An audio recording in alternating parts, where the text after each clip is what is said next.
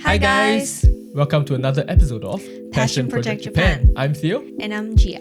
and today is part 2 of our interview with Paul. Paul is a Tokyo-based IT recruiter who has helped thousands of tech professionals find a job in Japan. Yes, and this is a live coaching session with him where we kind of evaluate different CVs from software engineers to product managers and help them improve their resume in order to get a job in Japan. So there's a lot of practical advice here, so if you're a job seeker, definitely check this episode out. Last week we had an episode where we go do an overview of the job market in Japan, so after this episode is done, you will want to check that out as well. So without further ado, roll the episode.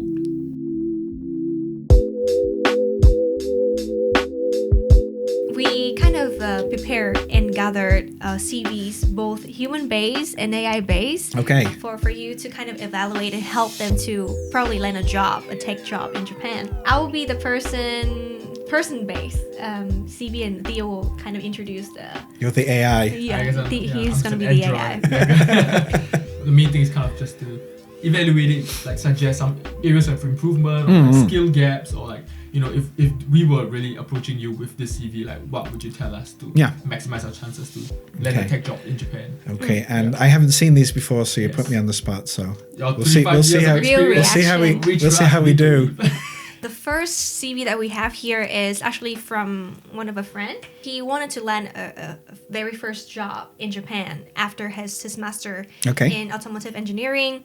And he's doing quite some internships during his bachelor. And let's see, I'll show you his CV here. Thank you. So his job, the job that he wanted to do is actually pretty niche. He told me that he wanted to do something related to automation planning system. Okay. But I think it's just very, very difficult for, general audience. So let's say that he wanted to land like a software engineer kind of job, like in front end or whatever, because he also has experience in those fields before.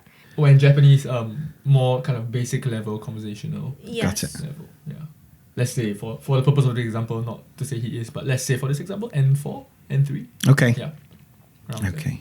I mean, I guess it's sort of like a typical new grad resume at the moment of, so there's a sort of an intro. I'm a new grad student seeking opportunities, a little bit of mention sort of general skills, but programming control, modeling algorithms, education, mechanical engineering bachelor's, some projects and some experiences. So I guess my first sort of piece of advice is you make the resume for the job you want. And if you're kind of looking, I do this kind of job and I do that kind of job, then that's two resumes. So you don't need sort of one thing that you go out and hope that they see on page 4 that you have some Python, because it's a Python role. So if you're looking to get into software engineering, I would have a software engineering focused type of CV. Companies are not yet hiring just robots that sort of bang out code. They want people that can work well with other people in teams. They want people who can solve problems. They want people with communication skills, potentially leadership skills for the future, and things like that. Often sort of the soft skills. And what people often do in the CV is they list out sort of soft skills, which I think is kind of a waste of time. No one says like, I've got poor communication skills, or I'm a slow learner. So listing these things out really is not that helpful. So if you're looking into software engineering, then my introduction would be, maybe sort of past, present, future. I'm a graduate who's been studying this. During my time studying, I've been exposed to software and development and built up skills and then mentioning specific skills, Python, whatever it is. Here we've got sort of skills at the bottom. Yeah. Python, C, C++. Okay. So, so I'd be mentioning them in my profile at the top. And then I'd be kind of like maybe sort of pivot, because you're not looking necessarily mechanical engineering job software, then I'm looking for a software engineering job using these kind of skills, so that someone looking at the CV is like, why am I reading a mechanical engineer's? Well, you're not. You're reading the CV of someone who's pivoting into a software engineering career. I think now they've got their LinkedIn, they've got GitHub, which is great. I would suggest anyone looking at entry level to have a portfolio site in addition to something like GitHub, where they're highlighting projects that they've done. That could be a site you've built yourself, you've got web development skills, that's a great kind of first project to build my portfolio. But you can get templates and hosted things and all that sort of stuff. You don't have to. But sort of saying I've got skills, but showing you've got skills are two different things. So you always want to show the skill that you have. So, can you have here's some examples of some Python skills, Python things I've done. If you've got a GitHub link, which is great, a lot of technical people looking at your CV can understand that, but a lot of non-technical people, recruitment people, internal talent acquisition, HR, may not have the technical skills to make sense of a GitHub account. What you don't want is a GitHub account that's like, because you've got the little the bar activity bar.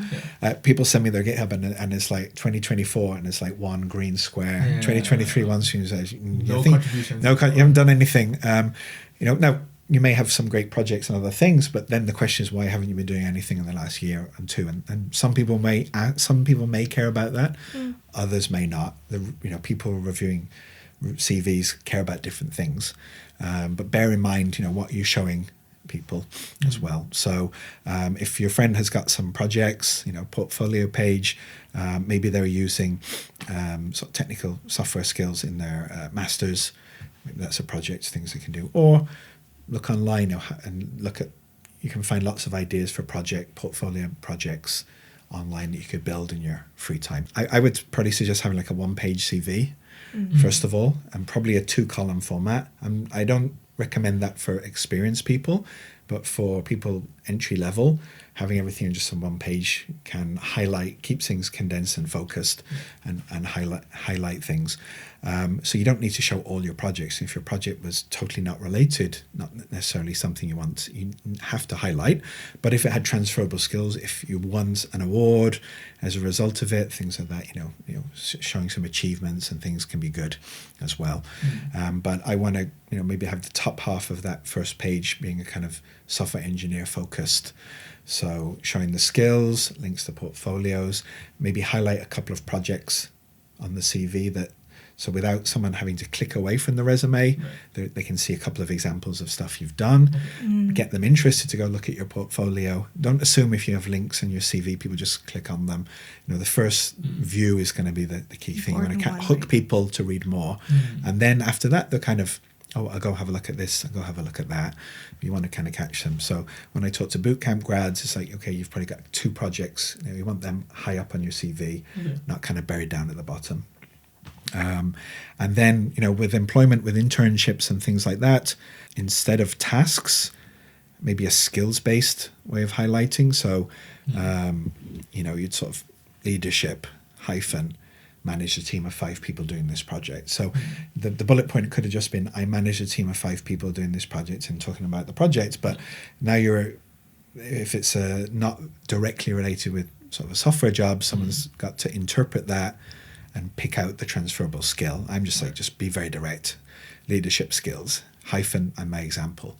And picking out 4 or 5 different things like that as well. So kind of like the principles would be really to tailor the resume or your CV to the job. So with the skills that you have, the projects that you worked on, really kind of, framing it in that sense. Of directing it towards that specific instead of just like you really want to mirror what the other person's looking for, right? We're looking for this, well, here's this and it fits. You don't want them picking through long lists trying to figure it out for themselves, because your friends' CVs come in, especially if it's like an online application. There's 300 others came in that week, and someone's like, you've got to read all these before lunch. Okay, I've got an hour, I've got to go through all of these. What you're going to be looking at then is the strong openings, and I'm a new graduate with this background. Okay, that's with Python. Good, we're looking for Python people. I'll read the next bit. You can't be the last line, by the way, I'm really good at Python, on bottom of page 3. Don't bury the lead, basically. And I think when as a new grad, you're free from you don't have the baggage of past employment to drag along with you and explain why you changed these jobs and why you pivoted your career from coal miner to whatever it was. You really can kind of go out kind of fresh. And so that you have an opportunity to kind of sort of build your narrative. Hey guys, if you're enjoying the episode so far, please remember to subscribe to our channel, Passion Project Japan. We release our episodes once every 2 weeks, so you don't want to miss that out. All these gold nuggets of wisdom straight to your YouTube feed every 2 weeks, so remember to subscribe. Yeah, okay, so that is for entry level Entry level. position. Okay. Yeah. So next up is Theo's AI resume. Okay. Okay, Which, it's is, an AI which has resume. spearheaded lots of things. You'll probably see like a lot, but maybe it's a good learning experience, right? Yeah, so I am. So my background is in creative industry, so not so much of like tech stuff. But I thought since we're going to do one that is like pretty hard tech, I want to do like a different role. So I'm more of a mid-level. I've worked in like US based product manager. Okay. Now I want to move to Japan. I love Japan. Do you speak Japanese? And I speak N2 level Japanese. Okay. Yes. This is just my first. Give me your first impression. Yeah. Just me personally, I don't like skill Yes. in a CV. Yes. Because like, what is the skill? I don't really know how strong you are using this kind of tools or like skills, right? So for example, if I see, okay, you know how to use Jira up to this point, like what is your like exact level, right? What is that point? What is that? Would you like a job in recruitment? I'm hiring. But yeah, we'll step through, and I think there are different things. So I think what you're missing perhaps is some more detail on the type of work and the environments you've been in. Yeah. Again, it doesn't mean you're being limited to those in the future, but paint the picture. Also, there's sort of very little about kind of results or achievement in here. Are you delivering sort of 0 to 1, 1 to 10? The kind of types of scale of products life cycles. Are there any results you've grown from something 10x? Users or monetization or kind of quantifiable results as well in there. So, or even quality-driven type of results as well. So I'm kind of like, are you good at? I don't really say, are you good at this? You've done it, but are you good at it? Okay. Whereas if I sort of saying, I was the number one. I led this, and we were the number one download in the App Store for this category. Then okay, that's kind of interesting. So market yourself, sell yourself perhaps a little bit in here as well. And there's all this information should be in the profile, like the first thing. Should be. I like it. Yeah. Some other recruiters may not care. So again, this is sort of my opinions, but I'm what you're trying to do. You're trying to convince someone you can do the work, but you're also trying to convince them that they should talk to you rather than the other 17 people who applied today. So, and if everyone sort of basically says, I'm a project manager with 3 years of experience in digital innovation, and all the CVs just all say that, how am I now picking out who I'm going to talk to? So what happens, it's like, well, okay, where did you work? What school did you go to? You're kind of looking at those. And so, if you're ex-Google, the X people, there's your status. There's a brand there, high-profile universities and things like that. People are picking up these kind of signals instead. But you may not have that kind of background, but maybe you've done a fantastic job. So when they said, Theo, fantastic job with that last release, what was that? Like, what was the fantastic job? So think about your results, achievements. Again, you've got sort of the space there. And what I'm also thinking of as well, as a recruiter in Japan who receives this, is like, why am I seeing this? You're in San Francisco, it's the home of technology. I'm in Japan, recruiting locally. What's the connection? Did you send it by accident to a job that's in Japan? Are you a massive fan of Japan who's visited 20 times? What's the kind of connection as well? You're more likely to be hired with the sort of more connection you have. So, do you have any Japanese language skills? Have you visited? I did a 6 months digital nomad visa in Japan last year, and I just want to build my career. So I'm kind of looking for some motivation and intent as well as why am I seeing this? The internet was really interesting. When I started recruitment, we had very, very few candidates because it was local. We used to put adverts in the newspaper, and then CVs would come in 2 days later in the post. It was kind of, we had online, but it was still a lot like that. You had a very small pool of possible people for positions. I could maybe introduce 2 or 3 people to a job. Now it's online, and everyone with the internet hits easy apply. The scale is very, very different. So you're trying to stand out from the scale. And so you got to think, what's the person on the other side of this looking for? Someone who can do the role, someone who's good at it, and someone like, why are they talking? Why am I reading this? And so I do talk to people, and they're like, wow, this person's great. And I contact them, and like, oh, that job's in Japan. I'm not going to Japan. I thought this was just like a remote job. Can I do this remotely? I'm like, no, sorry. And people, and a lot of people, they're just clicking without really sort of seeing. So some link, some tie into Japan. It doesn't have to be the most amazing. Now, everyone's not got N1 and been here 20 times, but what's the interest that sort of, and then if it makes sense to me, there's a fit. As an example, I had a CV from a very impressive sort of mid-career person overseas, but they were sort of my age, sort of early 50s, and they'd applied for. It wasn't a specific role. I don't think they just sort of said, I'm looking for a job in Japan. Can you find me a job in Japan? And it's like, well, that's kind of a weird change at this stage of life and responsibility. And I went back and said, why? What's the interest in Japan? And she said, well, my husband lives in Japan the last 4 years. He's working there. I want to reunite the family. I said, well, get that on your profile, because someone reading that goes, oh, okay, well, you've got somewhere to live, you've got help with settling in, your husband's been here several years and is sort of local. You're the risk of hiring you has gone from a kind of what's going on here to a much very different, much lower sort of situation. And so what's the connection? Employment history. Jelly Inc. I'm assuming I don't know this company. No, you don't. I've just made it up. Okay. Spearheaded customer discovery initiatives. There you go. So now I'm thinking, like, what's Theo really done, and what's ChatGPT? But again, not saying you haven't done these things, but now there's a signal that there's been some augmentation. It's good, though, and that can just be spell. Insight. And honestly, that can just be spell checking now. And I use it. I'll spell check and proofread things with Claude, because why wouldn't I?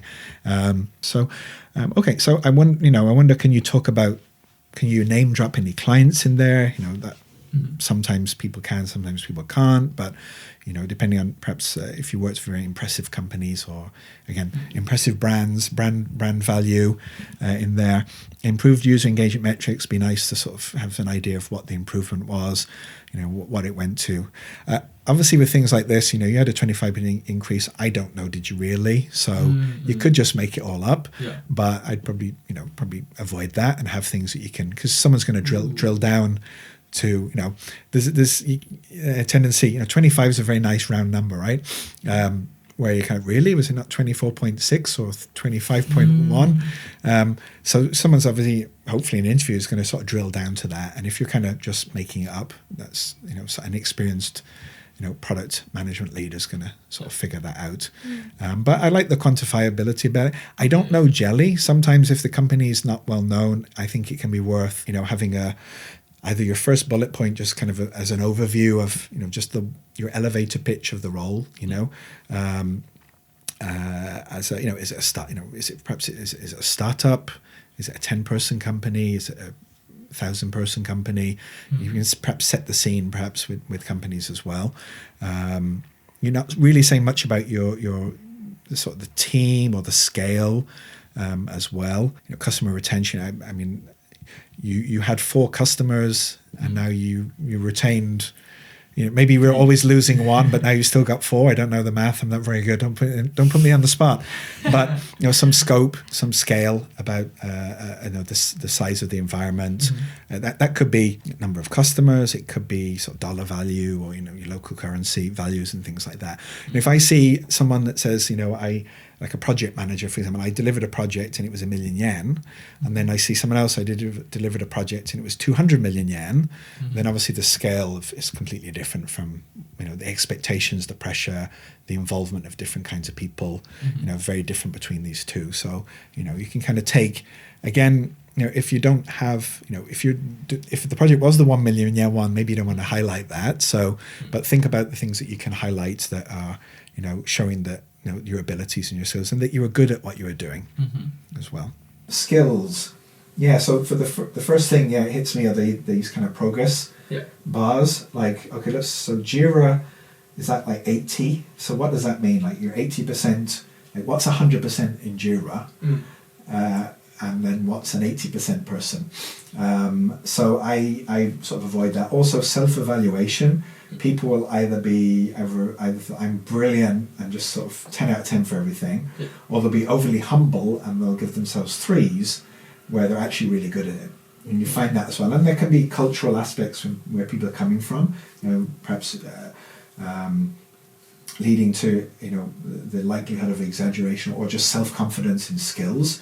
But it's not really a very useful signal. I don't know from that what you've done in JavaScript, other than that you're 65% good at it. But compared to who?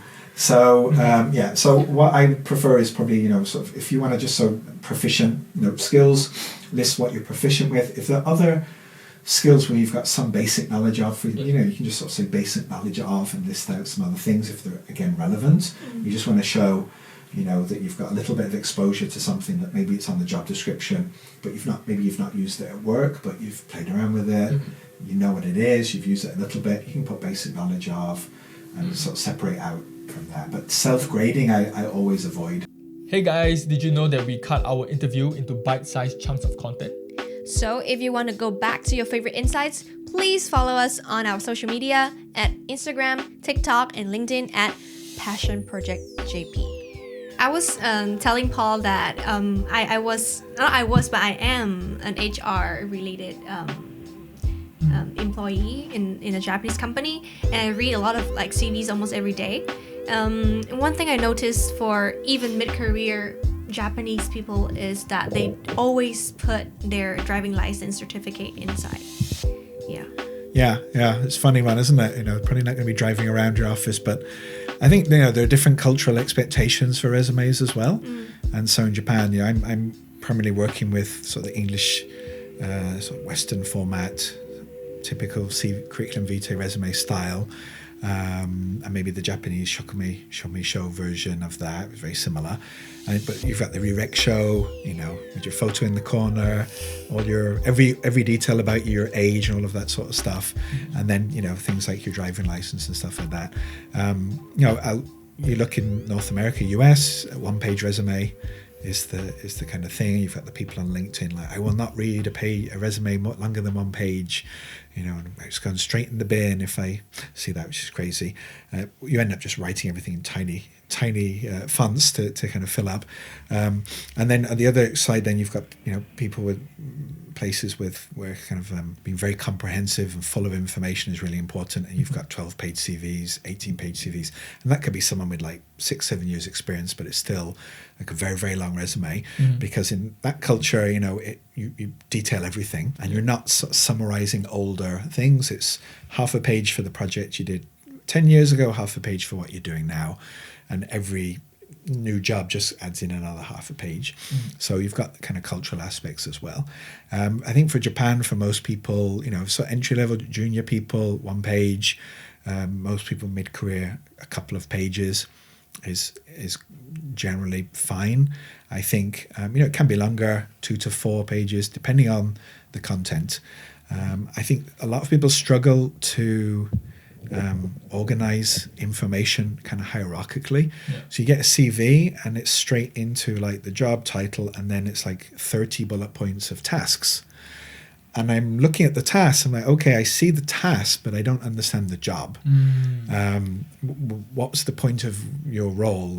Who so it's kind of, maybe it's a desktop engineer, and they're just listing out, I installed this software and installed that software and installed that software and I supported that software. Fine, we put that in your list of software. But I'm more interested, okay, you're a desktop engineer in a bank supporting 1,000 users in a bilingual environment using English and Japanese, and it's very highly regulated. Now that's the one line, the one bullet point, that which I'm not getting from just the real very deep down into the weeds. So I think when you're writing your CV, start off thinking from the bigger picture. If you only had one bullet point for each job, what would you write? How are you going to sell yourself the best for that? From there, then you can break down some of those key points into others. It doesn't have to be a list of every task you ever did. I think some people think, well, I also organized an office party once. I better put that on there because it's showing I'm organizational or something. It's probably not really that. Unless the job is office party organizer, probably not. I would sign up for that. Bro. Yeah, where are the jobs there? Think of your focus being communicating to someone reading it that you fit, that they should talk to you for the job that you're applying for. So I have a very handy tech resume guide on my website, which I'll send you a link to. Yeah, we'll put it in the have a look as well. Yeah, so if you guys want to check it out, please. But yeah, a lot of it is very sort of standard best practices, but there are things to bear in mind perhaps for the Japan market as well. Be careful with things like resume builders at how they export data. Okay. So if you're working with recruiters are typically going to delete all your like phone numbers and email addresses and put their logo on and maybe put their recruitment license on. Yeah. So if you send them a PDF, they're going to be like, can I have a doc? Can I have a Word version? And a lot of these resume builders don't sort of export to things that export PDFs only. Yeah. If you're applying directly to companies, you're typically going to send them a PDF and you want them to have your contact details and stuff like that. Yeah. But for recruiters, the standard is we want if we're introducing someone, we expect the company to come back to us for the interviews and not go, oh, I've got their Gmail, I'll just Gmail them directly. Right. And so also, an agent may say, listen, I can make some improvements to your CV. Yeah. But it might be quicker for me to do them than to me to tell you what to do and then you do it and you send to me and me check. And so sometimes I'm that could just be some of the formatting, moving and highlighting things as well. Again, it's not giving you a PhD you don't have or making stuff up, but it could be you should be highlighting this at the top, rearranging things like that as well. And typically, so if I do that, then I'll send the copy back like this is can you just double check and make sure I didn't make any mistakes before we go off as well? So obviously resume builders, they want to kind of tie you into their subscription basis and all that kind of stuff. Yeah. But for formats and stuff, they would be good. One danger of them is they're like, let's make sure we have lots of colors on here and some swishy backgrounds and stuff like that, which I think when I talk to most people in recruitment, they just find very annoying. And, maybe a designer might have some design elements, but I think keep it simple. I get gray text. Just make it black text. Like it's really hurting my eyes to read grey text on a white background on a screen. Yeah. I'm staring at all day. Keep it simple, straightforward. Avoid funky layouts. Yeah. Too much color. I know some maybe using different highlight color to highlight sections, things like that. Fine, but I've had where there's people that've just used 6 colors in it, and it gets very distracting from the information. Yeah. I want what you're trying to sell is your content, and get it over to the person that what they're looking for. You've got, but if the reviewer is just sort of thinking about the design and layout and stuff like that too much, it's distracting away from the goal. Yeah, because your goal of your resume is a conversation, a first interview, or a casual chat, or whatever the process. Get you into the process. That's what it's for. Once you're in, then it's your personality and who you are and all of these kind of things that you bring as a person that gets you the job. This resume is just a communication tool for that start of the process. Just want to summarize some of the key principles from this feedback of this resume. Let me see. I have a framework or something based on the insights that you mentioned. 3 S's, 1 I, and 1 bonus S actually. Yeah. Okay. First one is specificity. I think when you're writing your summaries, when you're writing your skills, try to be as specific as possible. Like you use this product to do this thing. And the second S would be to set the scene, especially if it's for a company that maybe is not so well known. So this is the scope, this is the scale of the company, this is the teams. Yeah, so kind of making sure that the person who is reading it understands the context behind what you're saying. Yeah. So set the scene. So it's specificity, set the scene, and then signals. So skills are not so good, right? for skills wise, self-evaluation is not that good. There's a lot of S's here actually. Yeah. Self-evaluation is not that good. So it's more like listing like proficient or basic knowledge. Yeah. Or like professional certification. Yeah. Showing some examples. Yeah, showing some example. If you put like leadership, for example, then like led a team of like 5 people to achieve this. Yeah. So examples I think are a key. You know, and again, when you go interviewing, that's what you talk about, right? Tell me a time when you led a team. Okay, and then you get into talking examples, behavioral-based interviewing and stuff like that. So I think we, as humans, we're wired for narrative. And I think, a lot of, when we're in the tech world, there can be a lot of focus on the logic and that kind of stuff. But I think, for things like resumes, interviewing, there's a lot of just the psychology behind it, the human nature. So we like narrative. We like to understand the story as well. And so you can build a compelling narrative. I mean, if you probably think about people you've met or you see in the kind of the Tokyo startup scene or tech scene, they build a kind of narrative around themselves as well. So you've got an opportunity perhaps to build some narrative there in a very limited format perhaps, but. I think that's perfect actually, the framing of that. So I had like 3 S's and 1 I, but I would change that final I to a S as well. Okay. So 4 S's, which is story, the final one, because it's I wanted to say like intent. So like, what is your connection to Japan? I specifically for, if you want to move abroad or like moving from like wherever to Japan, what is your connection to Japan? Like telling your story, and so that people can understand, this is why. Like, and if I can add a final S, like simple, keep it simple. Ooh, okay. So sometimes that people, I do get CVs with like a very long paragraph about an interest in Japan, and it's like I got a book when I was 10, and that's just sort of too much. That again now is being focused on, it's just too much about get into the work aspect as well, but setting the scene, but keeping things simple, so format, language, things like that as well. Realize as well in Japan, the person reading your resume, English, say it's an English resume, English could be their second language or their third language.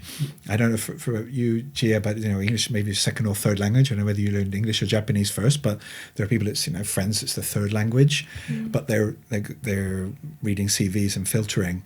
And so keeping things very simple, because you're dealing with, you don't know who's looking at your CV. They may not be that technical. They may have very different kind of cultural or language backgrounds to you as well. So writing a very complex, thing that may work in your home market with native speakers of your language may be difficult for someone to comprehend simply here as well. So try and keep it simple too. Yeah. Okay. Exactly. So specificity, set the scene, signals, and useful signals. Story and simplicity. Wait, simplicity. Is that 4? 1, 2, 3, 4. That's 5 S. And the bonus S is spearhead. Avoid spearhead. Also get people who are like not you to proofread it for you as well, because it's very easy. I've spoken with people and I'm like, do you know such and such? Of course I do it every day. It's not on your CV, and like that's my most basic obvious skill. Like a data analyst who forgot to write SQL. Like, do you SQL, right? Like, every day. And I'm really good at it. It's like you forgot to put it on your CV. I was like, how did I forget? It's very easy with your own story to overlook things. And also, you understand the acronyms, the department names. I worked in the WVS department doing this. I don't know what that means. So have someone else read it for you as well. It's very relatable, because now that I'm on the other side of the road, I've always been a job seeker, right? Right. And now I'm also doing like a little bit of like recruiting. So I realized sometimes they send like a long list of achievements or like job description that they've done in the past, but if you just miss one keyword that I need, I would never take that CV to the next stage. Right. You have to be very aware as someone reading resumes then that things that will be missing. And so again, you must be doing SQL, right? And so, so also you're trying to read around the things that haven't been written down or are missing that you can, sort of expect to see. And then, going back to people and like, by the way, do you know this? So I think companies are very often very quick to say, well, it's not perfect, so I'm just next because there's 300 other CVs. It's like, no. Are you thinking this is probably, well, give the person a call, drop them an email by the way, you know, these things are important to us. Is there any exposure? And often you go, oh, actually, yes, I just didn't put it on the CV. And so, you know, so when I talk to, you know, if there's a message for people reading, you know, either it's agents or especially, you know, people hiring, you know, again, this is not a person. This is a CV, like a resume. It's a very imperfect representation of a person. But your job description is a very imperfect representation of your job as well. Exactly. So you're dealing with these. So be aware, you know, your job description might not be that great, and don't dismiss people too. You know, if it's a very obvious mismatch, and with the internet again, people are applying for all sorts of stuff that no match whatsoever. But you know, if you kind of think, okay, you know, I'll default to checking. I'll just it's one email. I'll just double check. You know, we really do need this sort of thing. Do you have some experience? And you will get people, oh, actually, yes, it wasn't on there. I missed it from the JD, or I just missed it. I take it off. So my friend told me take it off. You don't need to mention that. And you know, maybe it's interesting or important. But you know, again, these are not. They're very imperfect methods of trying to match people to companies, and we have to bear that in mind. Yes. Both job seekers should understand it, but also the people on the other side of the table, which you're seeing now as doing on the HR side as well. If anyone wants to contact you to get some feedback for their CVs, is it possible? Yeah, absolutely. I'm always open to talk to anyone, and always try and help people with some in some way, either myself directly or point them in the right direction. So reach out, find me on LinkedIn, Paul Roberts, or my blog paulroberts.jp is a contact form. You can find me there. So I usually get a couple of resumes a week from people saying, I've been applying in Japan, I'm not getting anywhere, can you have a look? And I'm happy to have a look as well. So it grows my network, and hopefully I can help people at the same time, so it's a win-win. Amazing. We put that in the description below. Thank you so much. Thank you. Appreciate it. Thank you so much for your time. Thank Remember you. to check out paulroberts.jp and find him on LinkedIn. You can find us on Instagram, TikTok at Passion Project JP. And on YouTube, please remember to subscribe. Like and subscribe. Bye. Bye.